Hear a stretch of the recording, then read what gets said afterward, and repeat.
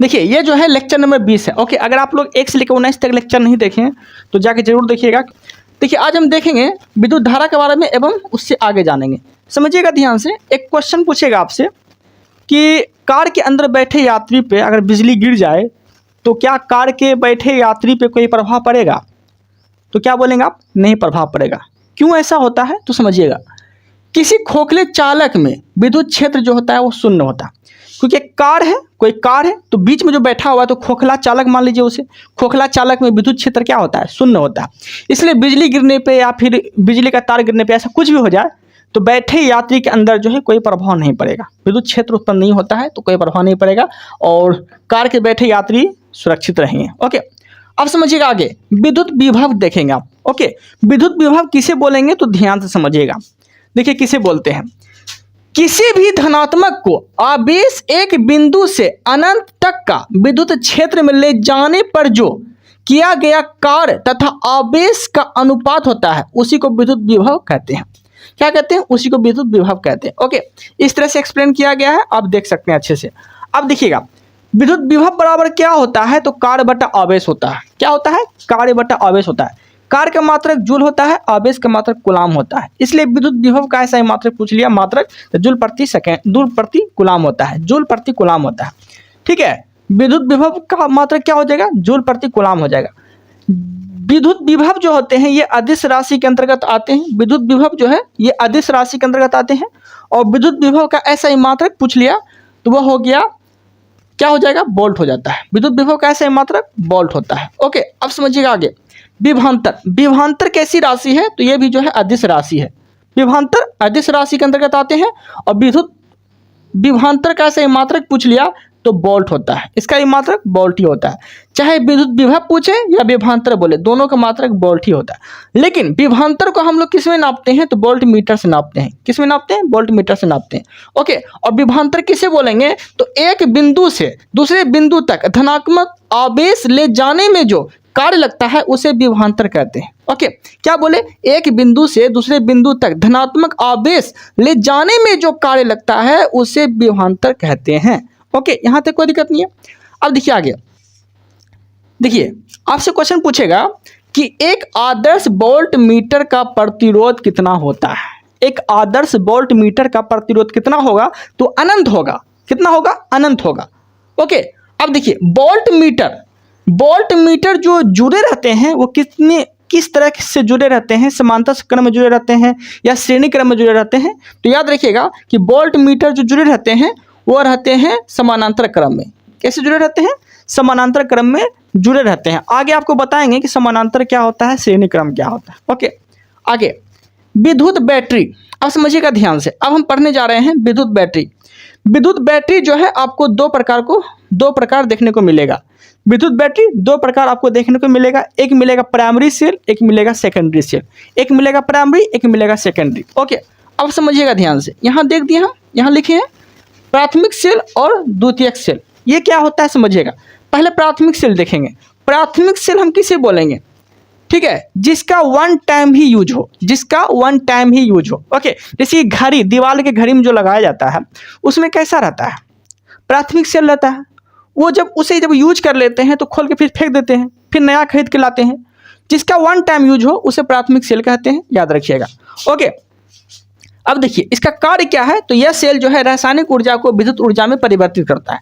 रासायनिक ऊर्जा को विद्युत ऊर्जा में परिवर्तित कौन करता है तो प्राथमिक सेल करता है। ओके, अब देखिए एग्जाम्पल भी हम लिख दिए हैं, जैसे कि प्राथमिक सेल के अंतर्गत कौन कौन आएंगे तो डेनियल सेल हो गया, लोकलांसे सेल हो गया, सुख सेल हो गया। ओके, ये सब प्राथमिक सेल के अंतर्गत आते हैं। वोल्टीय सेल हो गया। ठीक है, ये सब जो है प्राथमिक सेल के अंतर्गत आते हैं। कौन कौन सेल बोले? डेनियल सेल, लोकलांसे सेल, सूक्ष्म सेल, वोल्टीय सेल, ये सब प्राथमिक सेल के अंतर्गत आते हैं। और इसमें जो है ये सेल जो है किस में यूज करते हैं हम लोग तो विद्युत घंटी में, टेलीफोन में, ये सब जो है प्राथमिक सेल का इस्तेमाल करते हैं।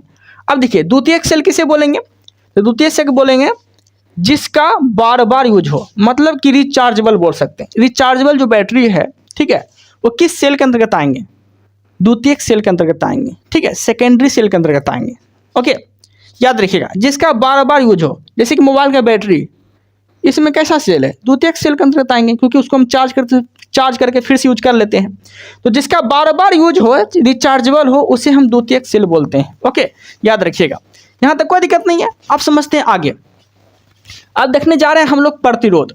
ठीक है, प्रतिरोध ध्यान से समझिएगा। प्रतिरोध का मात्रक होता है ओम। प्रतिरोध का ऐसे मात्रक क्या होता है, ओम होता है। और प्रतिरोध को हम लोग कैपिटल आर से डिनोट करते हैं। ठीक है, कैपिटल आर से डिनोट करते हैं प्रतिरोध को।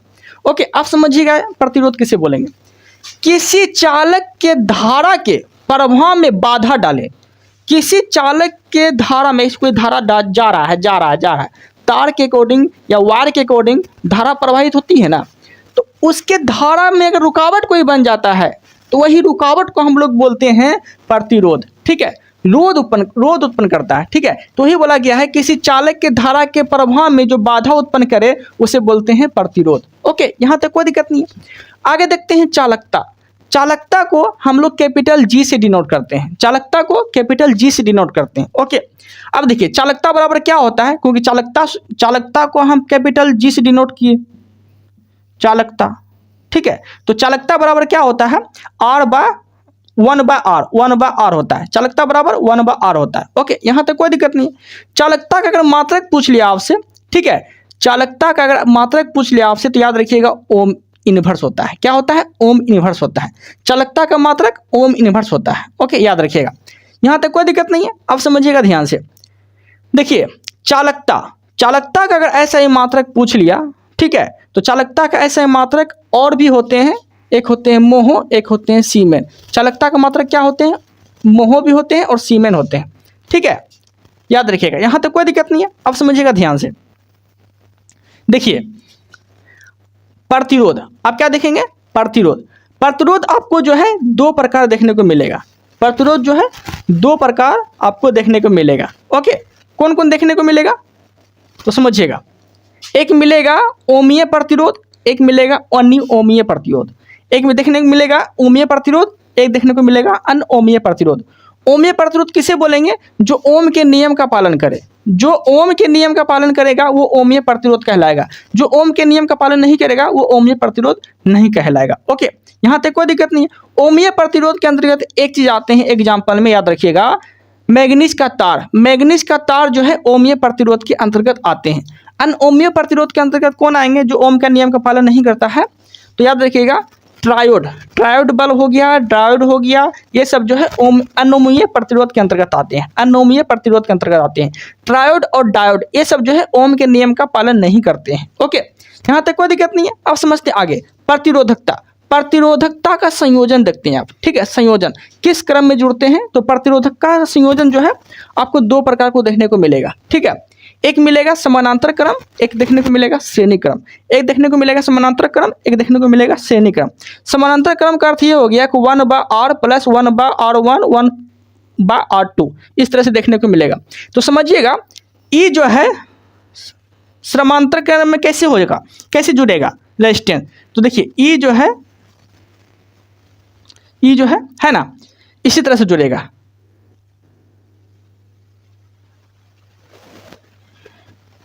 देखिए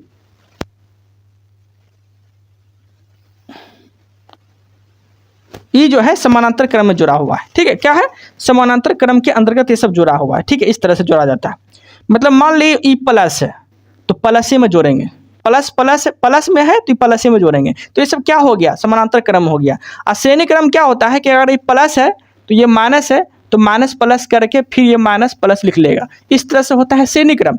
लेकिन अगर प्लस है तो प्लस में जब जुटेगा तो ये कहलाते हैं समानांतर क्रम। ओके, और घरों के वायरिंग जो होते हैं ये समानांतर क्रम में होते हैं। तो आपसे क्वेश्चन पूछेगा कि घर में जो वायरिंग किया जाता है वो श्रेणी क्रम में किया जाता है या समानांतर क्रम में किए जाते हैं, तो क्या बोलेंगे, समानांतर क्रम में किए जाते हैं। कैसे, तो आप ये बताइए, अगर समानांतर क्रम में नहीं करेंगे तो कोई एक स्विच दाबेगा तो पूरा घर का पंखा, लाइन जो भी है वो सब कट जाएगा।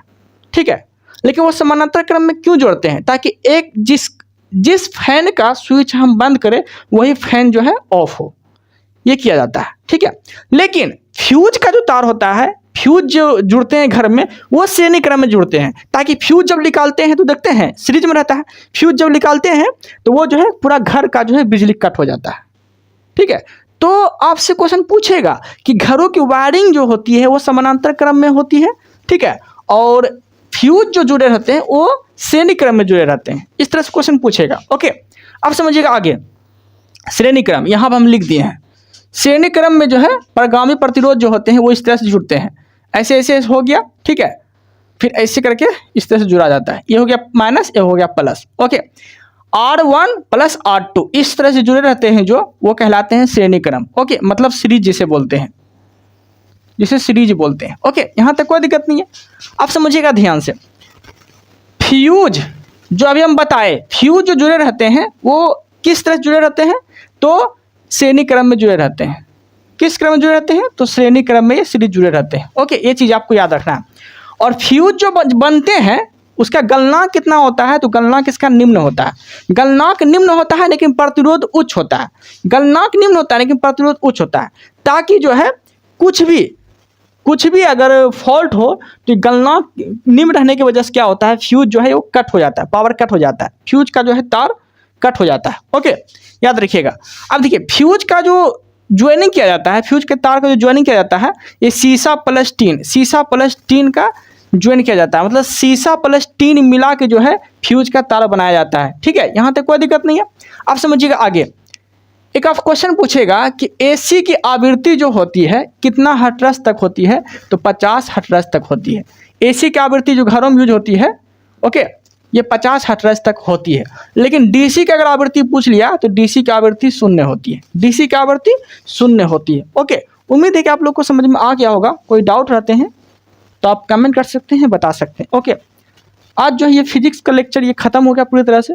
कल जो हम केमिस्ट्री में हाथ लगाएंगे। ओके, देन आप लोग कंटिन्यूटी बना के रखते हैं तो इसे हम कंटिन्यू रखेंगे और इस तरीक़ा से पूरा लुसेंट को कवर करने का प्रयास करेंगे। ओके, देन चैनल पे नए हैं तो सब्सक्राइब जरूर करिएगा। Thank you, thanks for watching.